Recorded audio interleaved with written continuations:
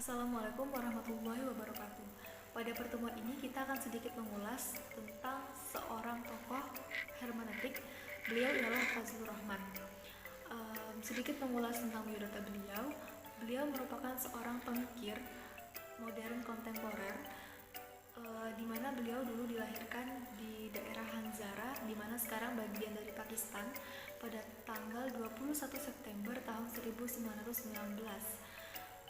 Beliau dalam kajian Al-Quran memiliki sumbangsi yang cukup penting, yaitu penafsiran metode double movement atau pergerakan ganda.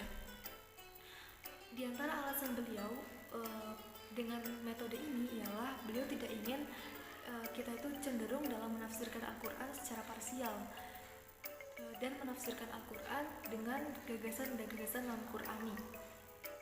Di dalam metode hermeneutika double movement atau pergerakan ganda, itu ialah metode di mana kita menafsirkan Al-Quran dari masa sekarang menuju masa di mana Al-Quran itu diturunkan untuk kemudian kita bawa lagi ke masa sekarang.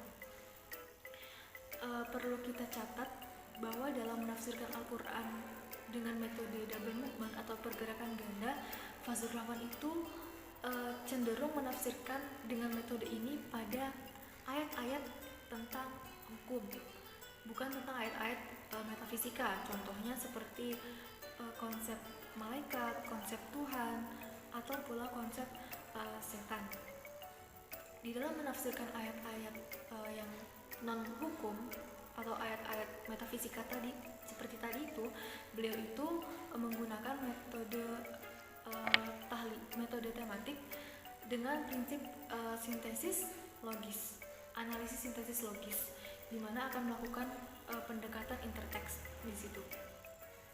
Nah, perlu kita catat di dalam menafsirkan menggunakan metode double movement atau pergerakan ganda ini, kita bukan berarti mengabaikan ilmu-ilmu sorof, nahu, balaghah, dan sebagainya, tetapi beliau itu menempatkan keilmuan ini pada posisi dua, di mana kita tetap terfokus kepada makna Al-Quran. Kita terfokus dalam memahami Al-Quran itu dengan pemahaman dari Al-Quran itu sendiri.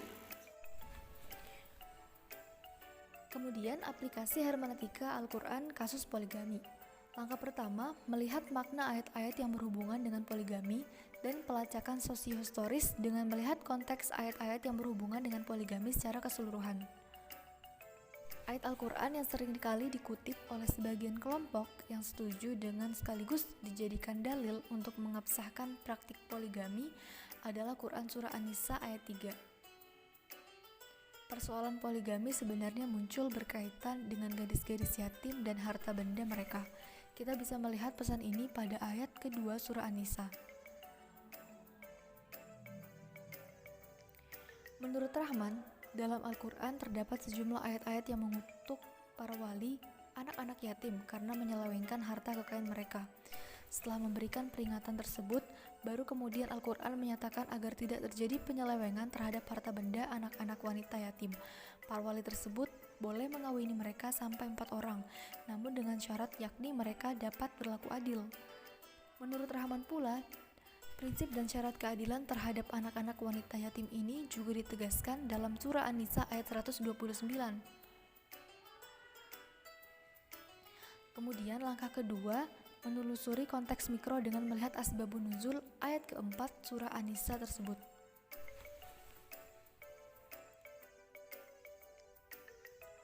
Dalam konteks ini, ayat tersebut turun memberikan pedoman kepada para wali agar tidak sewenang-wenang terhadap anak wanita yatim.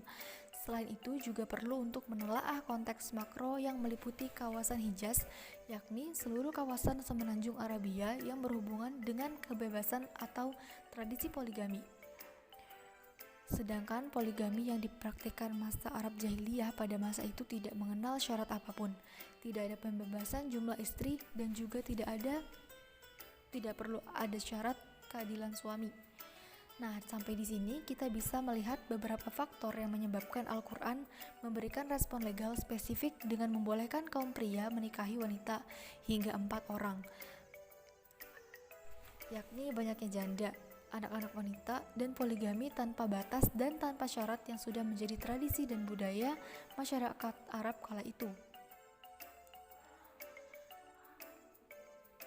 Menurut Rahman, poligami tidak terbatas diatur dengan ketat dan jumlah istri dibatasi sampai 4 orang saja, dengan catatan bahwa bila suami takut tidak bisa berlaku adil terhadap beberapa orang istri, maka ia harus kawin dengan seorang wanita saja.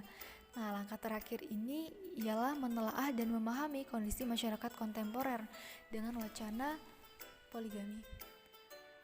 Dengan melihat konteks masyarakat kontemporer yang demikian, yakni berbeda dengan konteks masyarakat Arab klasik, maka respon teks yang kita tarik untuk masyarakat kontemporer adalah nilai ideal moral Al-Quran, bukan legal spesifiknya.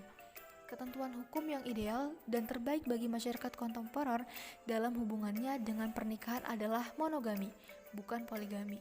Jadi, monogami sebagai nilai ideal moral Al-Quran itulah yang relevan dengan konteks masyarakat kontemporer hari